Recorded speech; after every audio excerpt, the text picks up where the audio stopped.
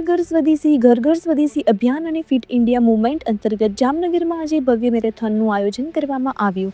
રાજ્યના વન અને પર્યાવરણ, ક્લાઇમેટ ચેન્જ, વિજ્ઞાન અને પ્રૌદ્યોગિકી વિભાગના મંત્રી તથા જામનગર જિલ્લાના પ્રભારી મંત્રી શ્રી અર્જુનભાઈ મોઢવાડિયાની અધ્યક્ષતામાં યોજાયેલ આ મેરેથોનમાં વિશાળ સંખ્યામાં જામનગરવાસીઓએ ઉત્સાહભેર ભાગ લીધો.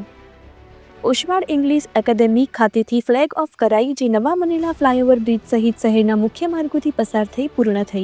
મંત્રીશ્રીએ જણાવ્યું કે મેરેથોન માત્ર દોડ નથી, પરંતુ સંકલ્પ, શિસ્ત અને સ્વસ્થ જીવન તરફનું પગલું છે. યુવાનો, મહિલાઓ અને વડીલોની મોટી ભાગીદારી સાથે યોજાયેલા આ કાર્યક્રમમાં આવતીકાલે સાયક્લોથોનનું પણ આયોજન કરવામાં આવ્યું છે, જેમાં વિજેતાઓ માટે ઇનામો રાખવામાં આવ્યા છે.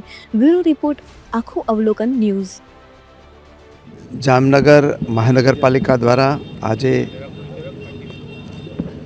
હર ઘર સ્વદેશી ઘર ઘર સ્વદેશી અને ફિટ ઇન્ડિયા મૂવમેન્ટના ભાગરૂપે આજે જામનગરની અંદર મેરેથોનનું આયોજન કરવામાં આવેલું અને આ મેરેથોનની અંદર લગભગ 2000 કરતાં વધારે નાગરિકો અને મહાનુભાવો સૌએ હાજરી આપી હતી.